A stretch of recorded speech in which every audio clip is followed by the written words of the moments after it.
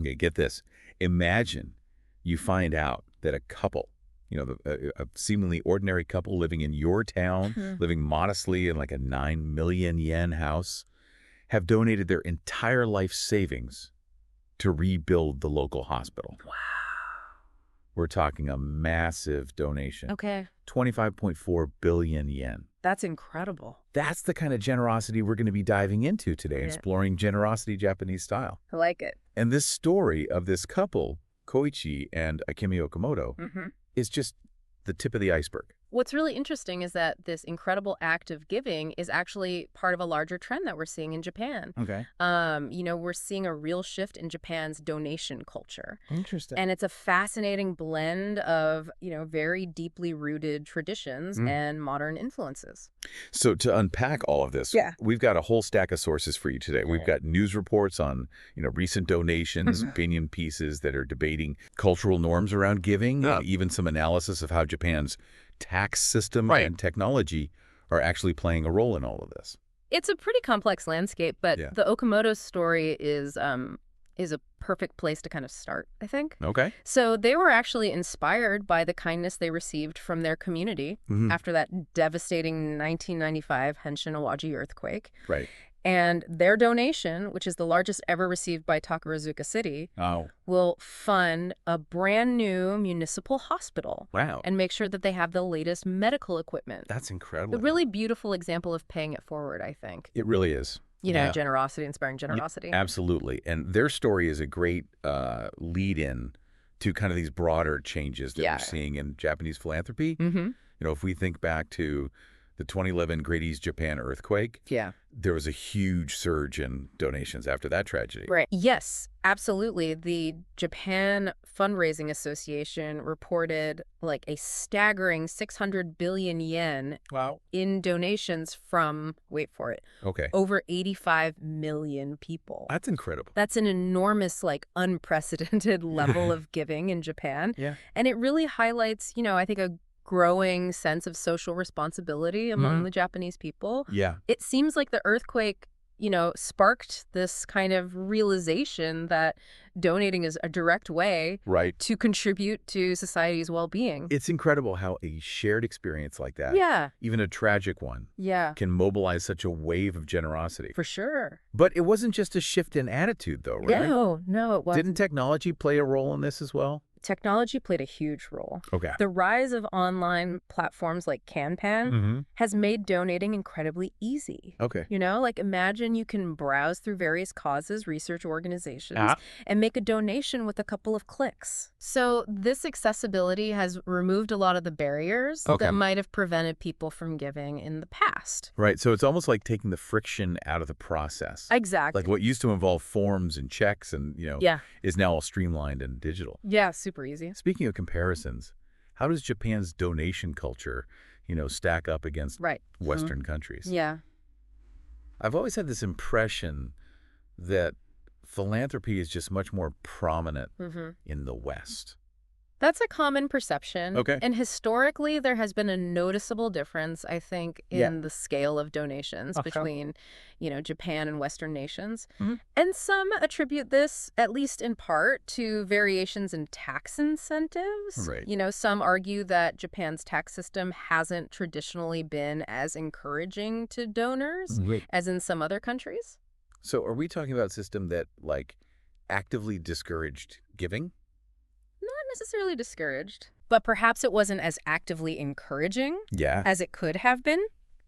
However, it's important to note that Japan's tax laws related to donations have evolved. Okay. Hashimoto Tomoyuki, the Secretary General of Kanpan, actually describes the current system as, quote, easy to receive donations, end quote. Interesting. So that narrative about Japan being, unfriendly to donors might need a little bit of updating. Right. That's interesting. Yeah. So it sounds like the access and the systems are in place. Right.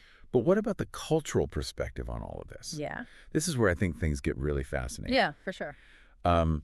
We've seen instances of Japanese public figures facing, backlash for donating to disaster relief. Yeah. It's almost counterintuitive. It is. Why criticize someone for being generous? Well, you've hit on a key cultural nuance there, I think. Okay.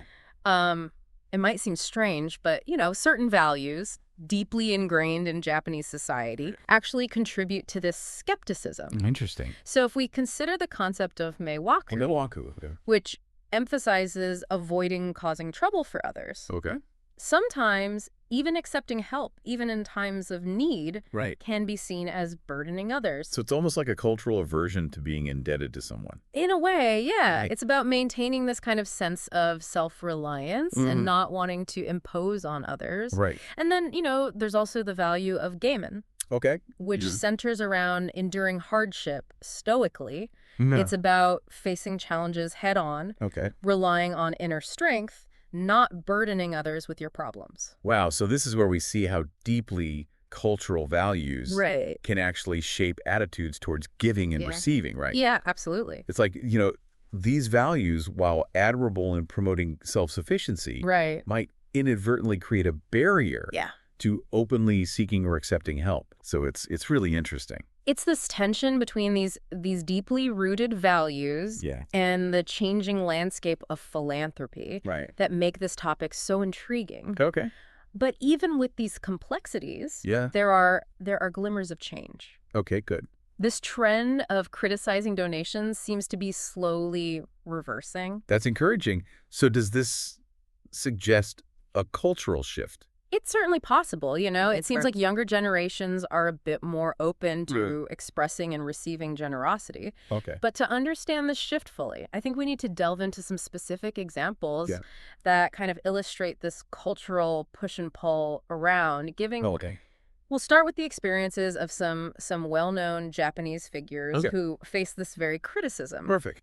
Remember Yoshiki from the band X Japan and singer Ayumi Hamasaki. Their experiences with public backlash for their donations offer, I think, a really interesting window into this cultural complexity. Yeah, it's like they were trying to do something good, but it kind of backfired in a way that wouldn't happen in other cultures. Exactly. So can you give us some more details on their experiences? Absolutely. So Yoshiki donated 10 million yen to support the areas affected by the Ishikawa earthquake. Right. And he was very open about it. And in many cultures, this would be seen as, a positive thing, inspiring others to give. But in Japan, some saw it as attention-seeking. Wow. They accused him of, making the donation about himself. Interesting. Rather than about helping those in need. So even with a straightforward act, like donating, there can be this undercurrent of scrutiny. It really shows how deeply ingrained this emphasis on humility is in Japanese culture. There's this sense that good deeds should be done quietly without seeking personal recognition. Right. What about Ayumi Hamasaki? Yeah. Did she face similar criticism? She did, but she also took a stand against it. Okay. So when Yoshiki received criticism, she actually publicly defended his actions. Wow. Arguing that, publicizing donations can actually encourage others to give. Right. She even admitted that Yoshiki's, past generosity had inspired her own charitable giving. That's a really interesting point. Yeah. Public figures can have a huge influence on raising awareness and mobilizing support for important causes. But then she also faced criticism. She did, even though she's known for her own substantial donations to various disaster relief efforts. She's also received backlash. Wow. So it really highlights this complicated cultural dynamic.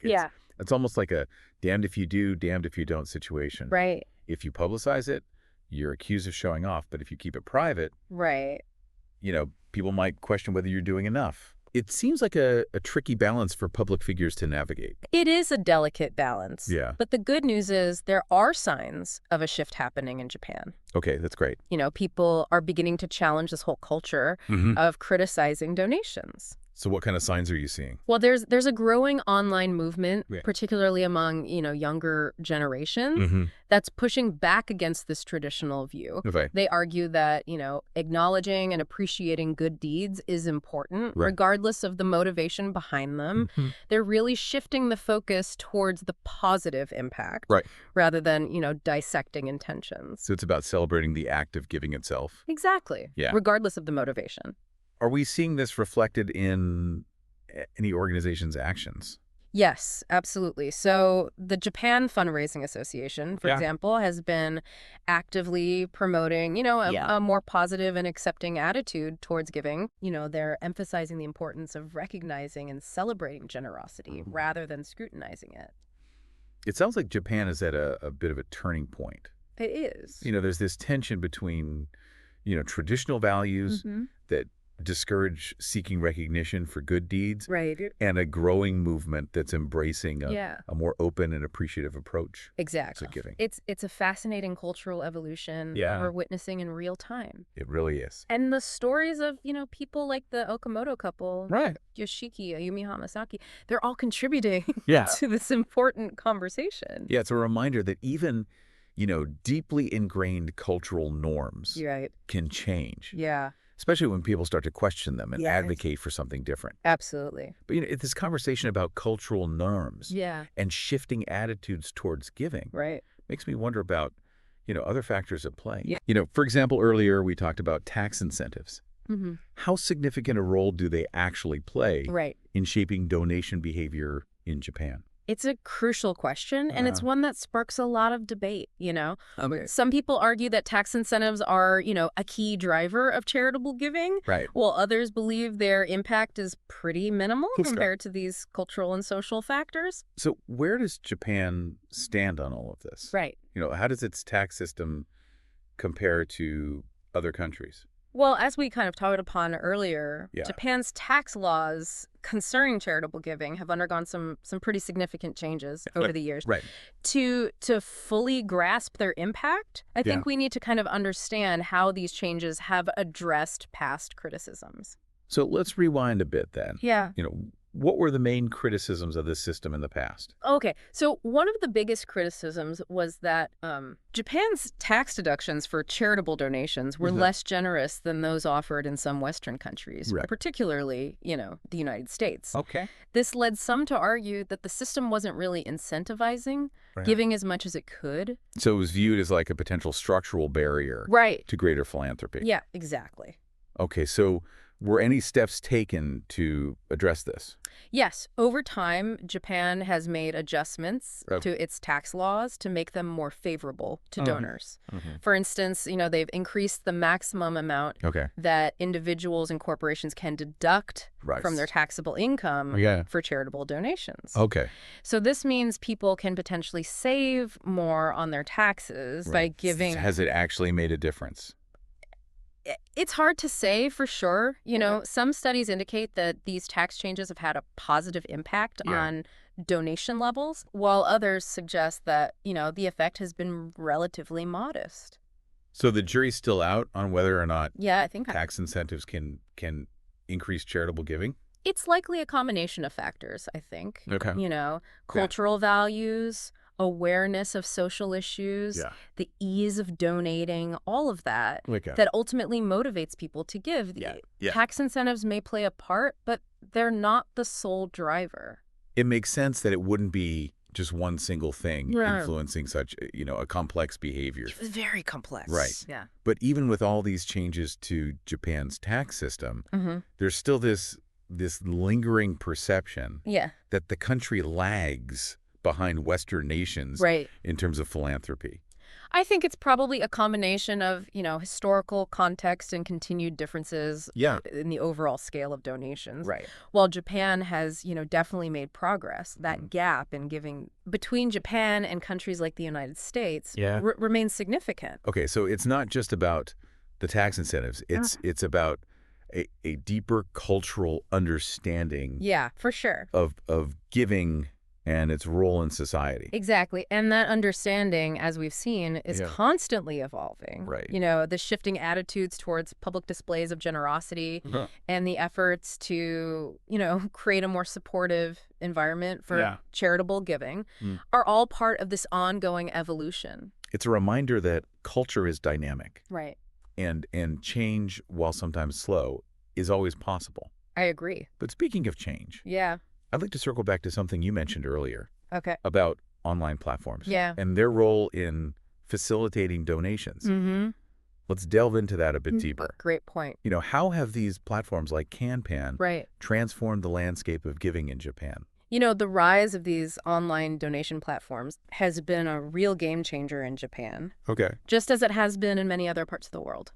Okay, so let's break it down. Yeah. What are the key ways these platforms have made a difference? Well, firstly, they've made donating incredibly easy and accessible. Remember those friction points we discussed earlier? Yeah. Online platforms have eliminated a lot of those. Yeah.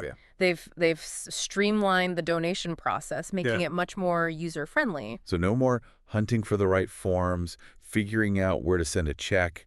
Exactly. Or trying to track down the contact information for a specific organization. Exactly. With platforms like CanPan, you can, browse through a wide range of causes, find organizations that resonate with your values and donate in just a few clicks. Wow. All from the comfort of your own home. Yeah. It's a significant improvement, I think, in terms of, convenience and accessibility. It sounds like it's removed a lot of the hassle. It has. That used to be associated with donating. A lot of the hassle. But it's more than just convenience, right? Yeah.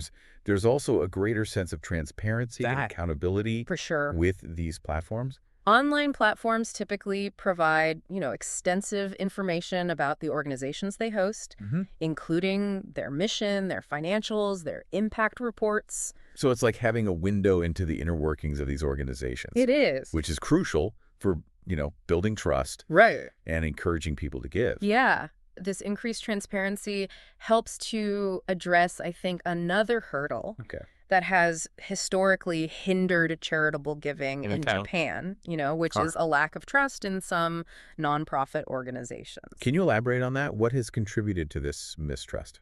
So there have been some high-profile cases in the past where, nonprofits were found to be misusing funds or lacking transparency in their operations. Okay. And this unfortunately created this perception, particularly among, older generations, that donating was a bit of a risky endeavor. Okay, so online platforms are helping to combat that. Absolutely. By showcasing, the excellent work that many organizations are doing. Yeah. And providing that much needed transparency. Exactly. By making information, readily available and easy to understand, they're helping to, restore trust and confidence in the nonprofit sector. So we've got convenience, we've got transparency, we've got increased trust. Right. Are there any other ways? I think so. These platforms are reshaping the landscape of giving in Japan? Yes, they're also cultivating, I think, a more diverse and engaged donor base. How so? Well, online platforms are particularly popular among younger generations who are, generally more comfortable with technology. Right. And who often prefer to donate online. Yeah. Rather than through, more traditional methods. It makes sense. Yeah. It aligns with how, younger generations interact with the world. They're digital natives. Right. Yeah. Yeah. So it's natural for them to embrace. Yeah, it's very natural. And this influx of younger donors is bringing, fresh perspectives and energy to the nonprofit sector. So they're often very deeply passionate about specific causes, and they're very eager to support organizations making a tangible impact. So it's not just about the amount of money being donated. Right. It's about the passion. It's about the passion. And the engagement exactly. that these younger donors bring to the table. They're not just writing a check, they're actively involved with the organizations they support. They're spreading awareness and volunteering their time. It's almost like a new wave of social activism.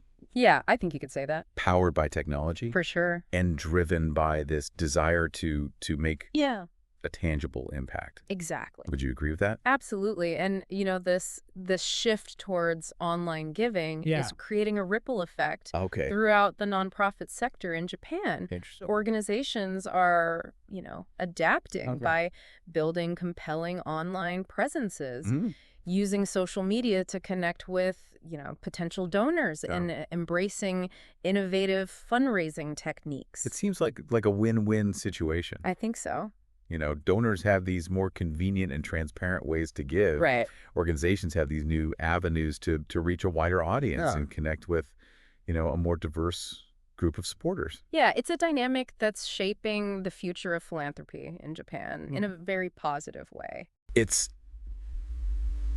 incredible how technology can be such a powerful force. It is. For good. Yeah. Connecting people with, causes they care about. Right. And making it easier than ever to make a difference. Right. But even with all these advancements, technology brings, we can't forget the human element. Right. Those stories of individuals whose acts of generosity inspire others to give. You're absolutely right. And speaking of inspiring stories, remember the remarkable philanthropists we discussed at the beginning? Yeah. The couple who donated their life savings to rebuild the hospital? Yes. Well, it turns out there's even more to their story. Now I'm really curious. Than we initially thought. Tell me more. Yeah. We were all wondering how they managed to accumulate such a massive amount of wealth while living so modestly. Right. Did they, stumble upon some hidden treasure? Yeah, what's the secret? What's the secret behind their fortune? It's a great question, and the answer is actually quite fascinating. Okay. It turns out Mr. Okamoto was a remarkably skilled investor. Okay. He had a real knack for the stock market. Wow. And made some incredibly shrewd investments over the years. So he was like a bit of a secret stock market guru. Yeah, kind of a hidden figure. Hiding in plain sight. Living a simple life. It's amazing to think that someone, living such a simple life could amass that kind of wealth through investing. It really challenges our assumptions about wealth and generosity, doesn't it? Yeah. It does. They weren't driven by, material possessions or extravagant living. Right. They lived frugally, yet they had this incredible capacity for giving back. Yeah, they truly embody this concept of quiet generosity. Absolutely. Their story reminds us that we don't need to be ostentatious to be impactful. Their actions really, really speak volumes about their character and their values. And it highlights the importance of financial literacy and the potential of investing as well. Absolutely. Mr. Okamoto's ability to grow his wealth through smart investments, made this extraordinary donation possible. Yeah, it's a valuable takeaway, I think, for everyone. Yeah. Understanding how to manage your finances and make wise investments can not only, create a more secure future for yourself, but also empower you to make a difference in the world. It's about aligning your financial goals with your values. That's right. And using, your resources to support the causes that matter most to you. For sure. So we've explored a lot in this deep dive. We have. A heartwarming story of extraordinary generosity, the evolving landscape of giving in Japan, the influence of technology, the impact of cultural values, and even a bit of financial wisdom. A little bit. What are the key takeaways you hope our listener will reflect on? I think the most important takeaway is that, generosity can be expressed in countless ways. It's not solely about, the size of the donation, but the spirit behind it. It's about recognizing that every act of giving, no matter how small, can create a ripple effect. It's a reminder that we all have that capacity to be generous in our own unique ways. Absolutely. Regardless of our financial circumstances. I hope our listeners also walk away with a deeper understanding of how cultures are constantly evolving. Right. The shifts we're seeing in Japan's approach to giving demonstrate that even deeply rooted traditions can change and adapt over time. It's really heartening to witness these changes. Yes. Especially, seeing younger generations embracing a more open and appreciative view of charitable acts. Yeah, it fills me with optimism for the future. And I think, the Okamoto couple story serves as this beacon of inspiration, reminding us that generosity really has the power to transform lives and create a more compassionate and supportive world. Absolutely. And to our listener, we leave you with this thought. Okay. How do you think your own cultural background and personal experiences has shaped your perspectives on giving and receiving help? It's a great question. And we encourage you to reflect on this question and consider how you can contribute to creating a world where generosity is celebrated. Absolutely. Remember, even the smallest act of kindness can have a profound impact.